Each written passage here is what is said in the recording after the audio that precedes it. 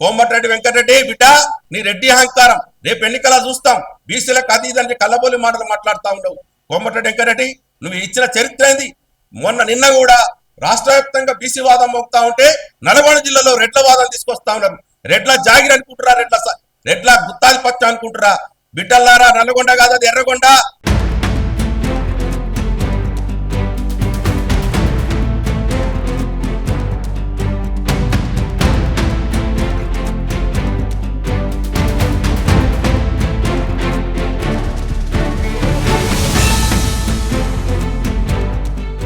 MPTC జడ్పీటీసీల్లో కూడా మరొక్కసారి మనం విజయం సాధించాల్సిన అవసరం ఉంటుంది. చిన్నగా రాష్ట్రాన్ని హస్తగతం చేసుకోవడం అంటే ఈ గ్రామీణ ప్రాంతాలు ఏదైతే ఉన్నాయో అవి మన కంట్రోల్లోకి వచ్చినట్లయితే మొత్తం కూడా చట్టబంధంలో ఇరికించి తెలంగాణ ప్రజల్ని సుపరిపాలన అందించేటువంటి అర్హత ఒక బీసీలని ఎస్సీ ఎస్టీలు కలుపుకొని పోయి వీళ్ళే విజయం సాధించడానికి అవకాశం ఉంటుంది. కాబట్టి ఏకైక ఆ శక్తి సామర్థ్యాలు మాకున్న చారిత్రకంగానే సర్దార్ సర్వేపప్పన 350 సంవత్సరాల క్రితమే ఈ ప్రాంతాన్ని పరిపాలించి గోల్కొండకు రాజు అయినటువంటి చరిత్ర ఇక్కడ ఉంది. ఈ రోజు ఇప్పుడు ఉన్నటువంటి ఈ దోపిడీ కులాలు ఏవైతున్నాయో ఆ రోజు దోచుకున్నటువంటి దారులకి తాపేదారులుగా ఉన్నటువంటి వాళ్ళు తప్ప ఈ పరిపాలనలో భాగస్వాములు కాదు. నైజాంకు తొత్తులుగా ఉన్నటువంటి వాళ్ళు ఈ రోజు తెలంగాణ సాయుధ పోరాటంలో కూడా వాళ్ళే తొత్తులుగా ఉన్నటువంటి వాళ్ళు. మొత్తం చారిత్రకంగానే ఈరోజు పరిపాలన చేసేటువంటి ఏకైక అర్హత ఎవరికైతుందో బీసీలకు ఉంది, దళితులకు ఉంది, బహుజనులకు ఉంది, మైనార్టీలకు ఉంది తప్ప ఈ ఇప్పుడున్నటువంటి దోపిడీ కులాలకు లేదని చెప్పేసి చరిత్ర చెప్తా ఉంది. పండగ సాయన కావచ్చు, షేక్ బందక్ కావచ్చు, దొడ్డి కొమరయ్య కావచ్చు, సాక లైలమ్మ కావచ్చు, అదే జయశంకర్ గారు కావచ్చు, కొండ లక్ష్మణ్ బాపూజీ కావచ్చు, ధర్మభిక్షం గారు కావచ్చు, దేశ చిన్నమల్లయ్య గారు కావచ్చు, మొత్తం చారిత్రకంగానే ఈరోజు చూసినట్లయితే వీరుల చరిత్ర తెలంగాణది. ఆ చరిత్రని పురికిపుచ్చుకున్నటువంటి మొత్తం వీరందరూ కూడా పెద్ద ఎత్తున విజయాన్ని ముద్దాడినటువంటి వీరులందరికీ కూడా మీరంతా వీరులు. ఎన్నికల కథన రంగంలో విజయం సాధించినటువంటి మున్సిపల్ చైర్మన్లు కావచ్చు, కౌన్సిలర్లు కావచ్చు, కార్పొరేటర్లు కావచ్చు, సర్పంచులు కావచ్చు, ఉప సర్పంచులు కావచ్చు, వార్డు మెంబర్లు కావచ్చు, మీరందరూ కూడా ఈరోజు బీసీలకి ఒక రకమైనటువంటి వన్నె తెచ్చినటువంటి వీరులందరూ అని చెప్పేసి మేము తెలియజేసుకుంటా ఉన్నాం. చాలా మంది అనుకుంటా ఉన్నారు ఇంకా రెడ్ల మదం పోలేదు, ఎలమల మదం పోలేదు, చూస్తా ఉన్నాం. ఒక్కొక్కటి గెలిచిన కాడ కూడా మేము చైర్మన్లు కావాలని చెప్పా ఉంటారు. కోమటిరెడ్డి వెంకటరెడ్డి బిడ్డ నల్గొండలో మొత్తం సీట్లు ఇవ్వడంలో 15% బీసీలకు సీట్లు ఇచ్చినావు. నల్గొండ చరిత్ర చేయండి. మాకు రాష్ట్రం మొత్తం 31% కౌన్సిలర్ కార్పొరేటర్లకు ఇస్తే నల్గొండలో 15%కే పరిమితం చేస్తావా? నీ రెడ్డి అహంకారం రేపు ఎన్నికల చూస్తాం. బీసీలకు అతీతంటే కళ్ళబోలి మాటలు మాట్లాడుతూ ఉండవు. కోమటిరెడ్డి వెంకటరెడ్డి నువ్వు ఇచ్చిన చరిత్ర ఏంది? నిన్న కూడా రాష్ట్ర వ్యాప్తంగా బీసీ వాదం మోపుతా ఉంటే నల్గొండ జిల్లాలో రెడ్ల వాదం తీసుకొస్తా ఉన్నారు. రెడ్ల జాగిరి అనుకుంటురా, రెడ్ల గుత్తాధిపత్యం అనుకుంటురా? బిడ్డల్లారా, నల్గొండ కాదు అది ఎర్రగొండ. ఆ రోజుల్లోనే వర్షాలు పెట్టుకొని తరిమితే ఎక్కడ దాక్కున్నారో మీకు తెలుసు ఆ చరిత్ర. ఇకనైనా చెప్తా ఉన్నాం, రేపు జడ్పీటీసీ ఎంపీటీసీలలో కూడా ఇదే వైఖరి మీరు నల్గొండ రెడ్లు కనుక వాయిస్తే మేము కబత్తారని చెప్తా ఉన్నాం. రాష్ట్ర వ్యాప్తంగా బీసీ వాదం నడుస్తూ 61% ఇస్తే నల్గొండ జిల్లాలో ఆ చరిత్ర వేరే విధంగా మారుస్తా ఉన్నాం. రెడ్లు, కరుడుగట్టిన రెడ్లు, మొటాటి రెడ్లు, పాపనాటి రెడ్లు, గుడాటి రెడ్లు అంతా కలిసి ఒక్కటైపోయి రెడ్డి ఒకటని చెప్పేసి బీసీలను అనిచేటువంటి కుట్ర చేస్తా ఉన్నారు. ఇవి కుట్రలు సాగం అని చెప్తా ఉన్నాం. చరిత్ర సృష్టించిన తర్వాత ఆ చరిత్రకి కలిసిపోవాల్సినటువంటి నల్గొండ రెడ్లంతా కూడా ఈరోజు దోపిడీ కులాలు మొత్తం రెడ్లంటే అందరు రెడ్లంటా లేదు. మనం ఎవరైతే ఉన్నాడో తెగబలిసిన రెడ్లు అయితే 5-6 రెడ్లంతా కలిసి ఒక్కటైపోయి మొత్తం బీసీలను అనిచే కుట్ర చేస్తా ఉన్నారు. మీ కుట్రలు సాగం అని చెప్పేసి హెచ్చరిక జారీ చేస్తా ఉన్నాం. ఇప్పటి నుంచైనా బుద్ధి తెచ్చుకొని, ఎందుకంటే ఓట్లు మాయి ఇంత శాతం ఉన్నటువంటి మేము బీసీలం, దళితులతో కలుపుకుంటే 90% ఉన్నాం. మేము దలుచుకుంటే మీరు ఎంతమంది? డబ్బు ఉంటే సరిపోయిందా? చూస్తా ఉన్నాం డబ్బు మదంతో కొడితే ఎక్కడికి పోయారు. అందుకే అంటా ఉన్నాం ఈ విజయం అనేది అసంవిధానిక పోతుంది. చాలా మంది అనుకుంటారు మేమే వేస్తాం ఇన్ని సంవత్సరాలు 10 ఏళ్ళు 11 ఏళ్ళ రేవంత్ రెడ్డి విర్రవీగుతా ఉన్నాడు. మేము దలుచుకుంటే రేపు బీసీ వాదం కనుక బలంగా ఉంటే ఖచ్చితంగా ముఖ్యమంత్రి కూడా బీసీని నిలబెట్టుకునేటువంటి పరిస్థితి తీసుకొస్తాం. ఎంపీలు ఎమ్మెల్యేలు కూడా మేము ఎంత ఉన్నామో అంత తీసుకుంటాం. రెడ్లెంతుర్రో అంత తీసుకోవాల్సిన పరిస్థితి వస్తుంది. రాజకీయాలకి దూరం చేస్తాం మిమ్మల్ని. ఈరోజు చెప్తా ఉన్నాం, తుప్పెతంగలు పట్టాల్సి వస్తుంది. ఓట్లు మాకున్నాయి కాబట్టి మేము ఎంతమంది అంత చైతన్యం తీసుకొస్తాం. బీసీ పొలిటికల్ ఫ్రంట్ అదే చేస్తుంది. మాకు 31% రిజర్వేషన్ కే పరిమితం చేసిరు బీసీలకు. అయితే మా పోరాటంతో మేము రిజర్వేషన్ ఎంత తక్కువ ఇచ్చినా కూడా మేము జనరల్ సీట్లలో అత్యధిక మెజార్టీతో గెలిచి 65% సీట్లు కైవసం చేసుకొని మా బీసీ ఎస్సీ ఎస్టీ సోదరులందరినీ కలుపుకొని బీసీలుగా 65% గెలిచినాము. మళ్ళీ ఎస్సీ ఎస్టీలు మైనార్టీలు అందరు కలిస్తే మేమే 85% నుంచి 90% లోపల సీట్లు కైవసం చేసుకున్నాము. ఎందుకంటే ఇంకా కొన్ని మున్సిపాలిటీలు అది రిజల్ట్ ఫైనల్ కాలే కాబట్టి చెప్తున్నాము. 85% అబో గెలిచి చూపెట్టినాం కాబట్టి మేము ఏ ఎలక్షన్ పెట్టినా మా ఐకమత్యం ఏందో ఈ ప్రజాపాలన ద్వారా మా మోసానికి మా రిజర్వేషన్ ఇవ్వకుండా కోట్లలో ప్రెసిడెంట్ భారత రాష్ట్రపతి దగ్గర పెండింగ్ పెడితే మరియు గవర్నర్ గారి దగ్గర బిల్లు పెండింగ్ ఉన్నా కూడా ఎలక్షన్లు జరుపుతున్నారు. హైకోర్టులో పెండింగ్ ఉన్నా కూడా జరుపుతున్నారు.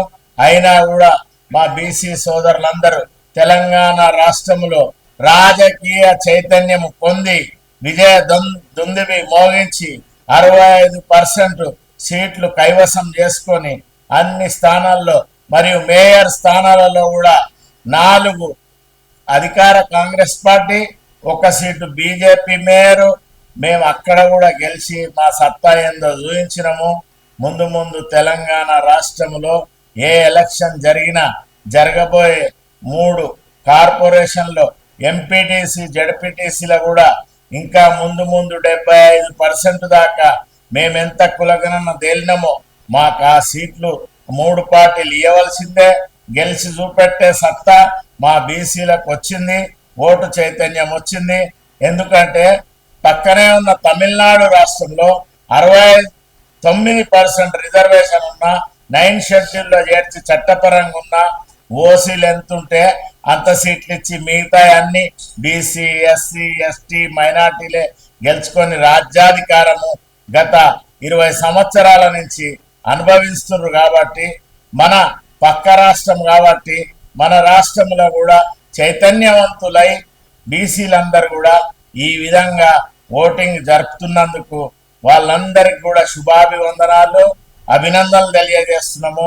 బీసీ పొలిటికల్ ఫ్రంట్ ద్వారా బీసీ పొలిటికల్ ఫ్రంట్ అనేది ఏ రాజకీయ పార్టీలకు కూడా దరిదాపులకు కూడా రానియకుండా మా బహుజన రాజ్యం వచ్చేదాకా మేము పోరాటం చేస్తాము.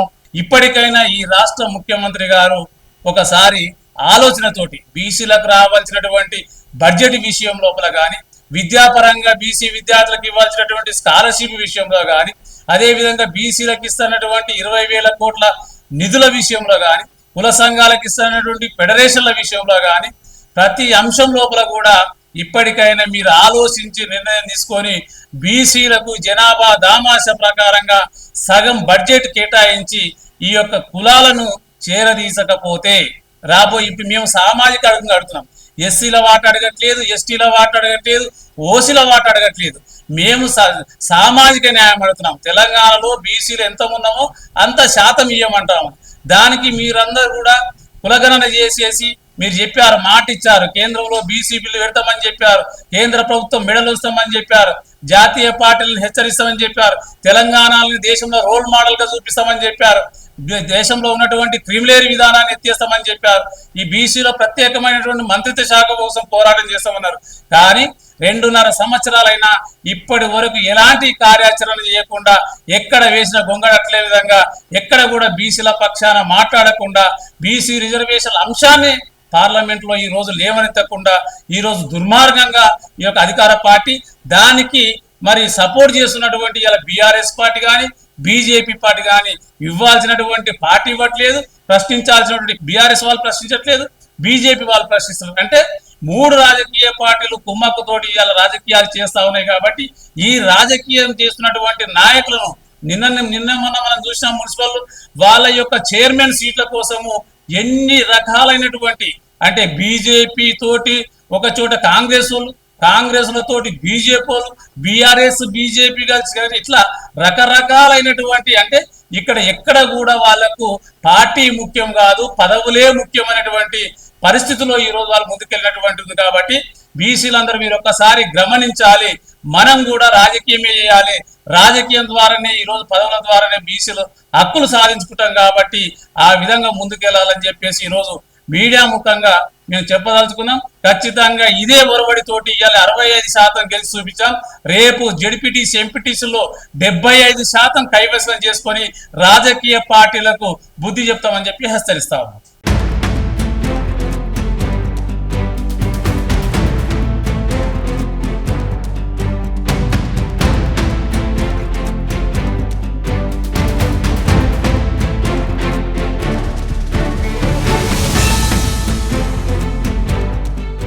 బీసీలు ఏ కులానికి ఆ కులమే, ఎవరికి వాళ్ళమే గొప్పవారిగా ఉంటే కాదు.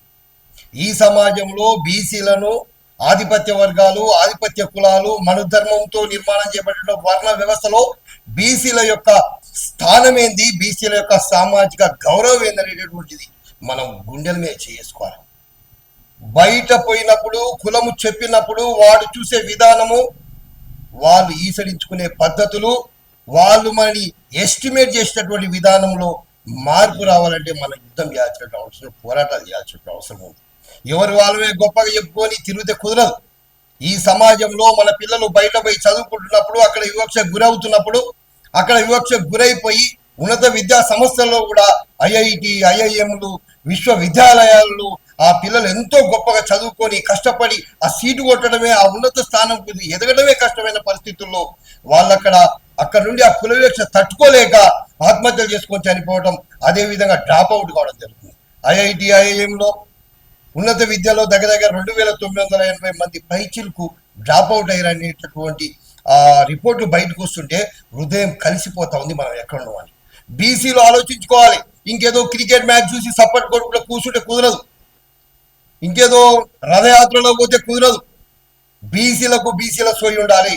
రాబో కాలంలో బీసీలు, బీసీ కుల వృత్తులు ఈ సమాజంలో బీసీలు అనేవాడు ఉండే అనేటటువంటి పరిస్థితిలో మనం ఉన్నటువంటి తీవ్రమైనటువంటి అణచివేత సమయంలో మనం ఉన్నాం. ఇవాళ యూజీసీ గ్రాంట్ కమిషన్ జారీ చేసేటువంటి ఉన్నత విద్యా సంస్థలో సమానత్వ సాధన నియమావళిని అడ్డుకున్నారంటే సుప్రీంకోర్టు పోయి ఆధిపత్య వర్గాలు హిందూ మతం పేరు చెప్పుకొని హిందూ మతం ముసుగులో నరేంద్ర మోడీ, అమిత్ షాను, బీజేపీ పార్టీని అమితంగా ప్రేమించేటటువంటి విహెచ్పి, బజరంగ్ దళ్ నా సోదరులందరూ ఇలా 10% ఉన్న ఆధిపత్య వర్గాలు యూనివర్సిటీ గ్రాంట్ కమిషన్ సమానత్వ సాధన నియమాలని ఆపివేయాలని నరేంద్ర మోడీని బొమ్మలకు చెప్పుల దండ వేసి పెండ జల్లిరు, దాని మీద పెట్రోల్ పోసి తగలబెడుతున్నారు. చెప్పులతో కొడుతున్నారు ఇలా నరేంద్ర మోడీ, అమిత్ షాని. 10% ఉన్నటువంటి ఆధిపత్య వర్గాలకు ఉన్నటువంటి కులసోయి బీసీ, ఎస్సీ, ఎస్టీ సోదరులకు ఎందుకు లేదు? వాళ్లకు ఈ యొక్క సమానత్వ సాధన నియమావళి అమలు జరిగితే మా యొక్క పప్పులు ఉడకవు, మేము ఇక గొప్పగా చెప్పుకొని బతికే పరిస్థితులు ఉండవు. బీసీ, ఎస్సీ, ఎస్టీ సోదరులు, ఆ విద్యార్థులు ఆత్మగౌరవంతో బ్రహ్మాండంగా చదువుకొని ఉన్నత విద్యలోకి వెళ్ళిపోయి ఉన్నత స్థానాలకు ఎదిగిపోతారు.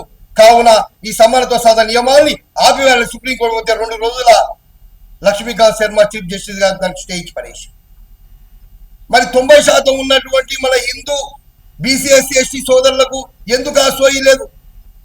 మన ప్రయోజనాలను గండి కొడుతున్నప్పుడు, మన విద్యా ఉద్యోగాలని రాకుండా చేస్తున్నప్పుడు, ఈ దేశంలో మనం కుల వివక్ష లేకుండా బతకాలనుకున్నప్పుడు, ఈ దేశంలో సామాజిక గౌరవంతో బీసీలు ఎదిగేటటువంటి అవకాశాలను అడుగడుగున అనేక సంవత్సరాలుగా అడ్డుకుంటున్నటువంటి ఈ దుర్మార్గమైన మనువాద వ్యవస్థని ఎందుకు మనం ప్రశ్నించకూడదు? బీసీ, ఎస్సీ, ఎస్టీ సోదరులు ఇలాగే ఉంటే బీసీలు బయటికి వెళ్ళి బతికే పరిస్థితి లేదు. మీరు అనుకుంటారు ప్రైవేట్ వ్యవస్థలో ఉద్యోగాలు చేసుకున్నారు, ప్రతి ప్రైవేట్ ఆర్గనైజేషన్ లో అవమానాలకు గురవుతా ఉన్నారు, ఈసడింపులకు గురవుతా ఉన్నారు. ఇవాళ శ్రీ చైతన్య నారాయణ కాలేజీలు, విద్యా సంస్థలు చూసుకుంటే ఎంత దుర్మార్గమైన పరిస్థితి. అక్కడున్న డీన్లు మొత్తం బ్రాహ్మణ, కమ్మ, వెల్మ, రెడ్డి, వైశ్య, ఓన్లీ ఓసీ వర్గాలే 99% మొత్తం డీన్లు మొత్తం ఉన్నారు. దీని మీద ఉద్యమించాల్సిన అవసరం ఉంది. ఎవడబ్బా సొమ్మని కులుకుతున్నారు ఇక్కడ? బీసీ, ఎస్సీ, ఎస్టీ పిల్లల యొక్క డబ్బులు, ఆ తల్లిదండ్రుల యొక్క శ్రమతోని లక్షలాది రూపాయలు ఫీజులు కట్టించుకొని ఆ యొక్క విద్యా సంస్థలో ఉద్యోగ అవకాశాలు ఇవ్వడానికి కూడా కులమే ప్రాతిపదికగా మారింది. ఇది బీసీ, ఎస్సీ, ఎస్టీ హిందూ సోదరులు, హిందూ విద్యార్థులు, యువకులు మొత్తం ఈ యొక్క కుట్రను గమనించాల్సిన అవసరం ఉంది. పూర్తిగా ప్రైవేటీకరణ చేసుకొని ఆ ప్రైవేటీకరణలో వాళ్ళ కులాల వాళ్ళకు, వాళ్ళ వర్గాల వాళ్ళకు వాళ్ళ ఉన్నతమైన స్థానంలో ఇచ్చుకుంటున్నప్పుడు రాబో కాలంలో మన యొక్క పరిస్థితి ఏందని ప్రశ్నించుకోవాల్సిన అవసరం ఉంది. అత్యంత దుర్మార్గమైనటువంటి, అత్యంత క్లిష్టమైనటువంటి, అత్యంత భయానకమైనటువంటి స్థితిలో మనం ఉన్నాం ఈ రాష్ట్రంలో. ఉద్యమించాల్సిన అవసరం ఉంది. ఒకనాడు మండల్ కమిషన్ కోసం ఏ విధంగా అయితే ఉద్యమించినో, ఇవాళ సమానత్వ సాధన నియమావళిని అమలు చేయాల్సిందిగా దాని అమలు సాధనకై, అదే విధంగా స్థానిక సంస్థలే కాదు చట్టసభల్లో కూడా బీసీలకు 42 కాదు, మేమెంతో మాకంత 62% బీసీలకు చట్టసభలో కూడా రిజర్వేషన్ కోసం ఉద్యమించాలి. ఒక 6 నెలలు టైం కేటాయించండి, ఒక 2 నెలలు టైం కేటాయించండి. మొత్తం మన పిల్ల తరాల యొక్క బానిసత్వ సంఖ్యలను తెచ్చి అవతల పడేయచ్చు. సమానత్వంతో, అదే విధంగా సామాజిక ఆత్మగౌరవంతో బతికేటటువంటి పోరాటాలు చేయాల్సిన అవసరం ఉంది. ఈ రాష్ట్రంలో దొరలు, రెడ్లు 2 కులాలు ఏకమయ్యి, ఇంకా వైశ్యాలను లేకపోతే ఇంకా బయట నుంచి వచ్చిన మార్వాడీలను ఇంకెవరో కలుపుకొని ఓసీజేఎస్ పేరు మీద, ఈడబ్ల్యూసి పేరు మీద రిజర్వేషన్లు అడ్డుకుంటారని చెప్పేసి కోర్టుల నుంచి కేసులు వేయించడమే కాకుండా జేఏసీల పేరు మీద సభలు పెట్టినా, సన్నాయి నొక్కులు నొక్కినా కూడా మీకు చర్మగీతం పాడేది బీసీలే, రాజకీయ సమాధి కూడా చేస్తారనేది నిన్నటి ఎన్నికలే చూపించాయి.